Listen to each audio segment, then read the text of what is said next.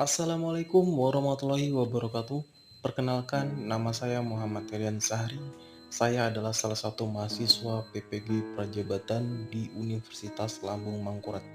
Izinkan saya mempresentasikan hasil apa yang sudah saya kerjakan mengenai penilaian dan evaluasi pemahaman dalam OBD di mata kuliah kurikulum yang akan saya bahas mengenai hasil dari paparan kelompok lain dengan dosen pengampu Dr. Ari Rahman, SPD MPD. Kita lanjut di slide berikutnya. Penilaian dan evaluasi pemahaman dalam UBD kurikulum. Penilaian dan evaluasi dalam Understanding by Design menggunakan rubrik penilaian untuk memberikan kriteria yang jelas dan spesifik untuk apa yang diharapkan dari siswa. Rubrik ini memberikan deskripsi rinci tentang apa yang diharapkan pada setiap level kinerja dan digunakan sebagai alat untuk memberikan umpan balik kepada siswa. Penilaian seharusnya dilaksanakan melalui 3 pendekatan, yaitu assessment of learning, merupakan penilaian yang dilaksanakan setelah proses pembelajaran selesai, seperti ujian nasional, ujian sekolah, ulangan harian, penilaian tengah semester, dan penilaian akhir semester. Assessment for learning dilakukan selama proses pembelajaran berlangsung dan biasanya digunakan sebagai dasar untuk melakukan perbaikan proses belajar mengajar. Pada assessment for learning, pendidik memberikan umpan balik terhadap proses belajar peserta didik, memantau kemajuan dan menentukan kemajuan belajar. Kemudian, asesmen berikutnya adalah assessment as learning, yaitu melibatkan peserta didik secara aktif dalam kegiatan penilaian tersebut. Peserta didik diberi pengalaman untuk belajar menjadi penilai bagi dirinya sendiri.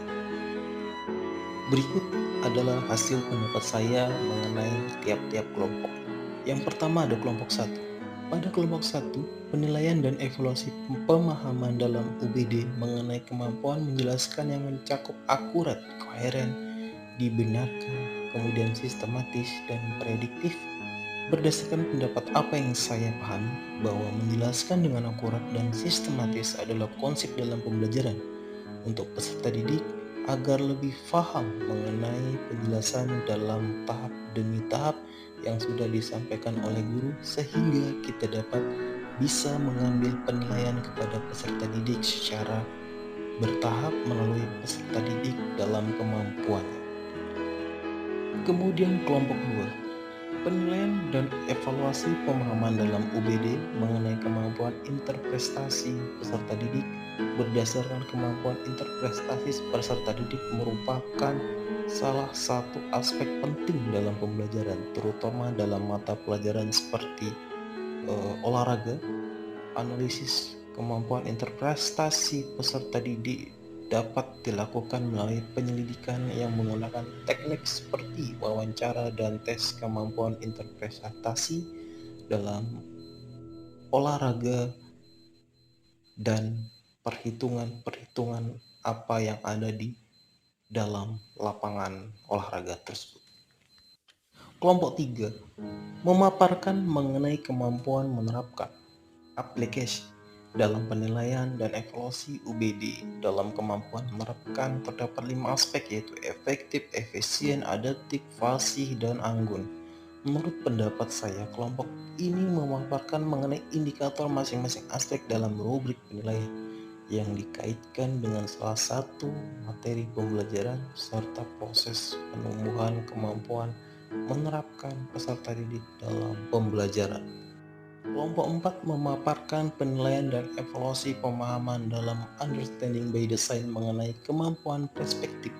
Kelompok 4 menjelaskan pada isi materinya mengenai bagaimana tahap-tahapannya untuk membuat siswa bisa berpikir secara kritis, dengan mendorong siswa untuk bisa membuat asumsi atau perspektif dari materi yang telah dipelajari, dan bagaimana model penilaiannya, serta bagaimana kriteria perspektif dari peserta didik yang bagus maupun yang kurang.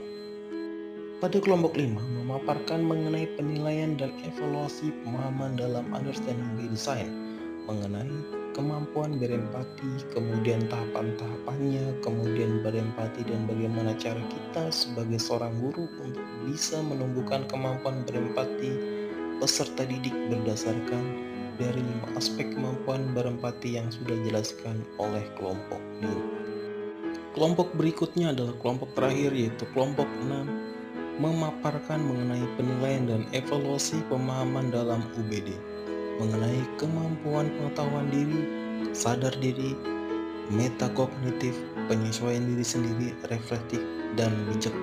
Pada kelompok ini, menurut pendapat saya bahwa menjelaskan mengenai pengetahuan diri dari peserta didik guna untuk mengukur bagaimana perkembangannya, pengetahuannya dalam pembelajaran dengan lebih menjelaskan mengenai dari sadarnya diri metakognitif yang kemudian menyesuaikan dirinya dan reflektif bijaknya dalam peserta didik.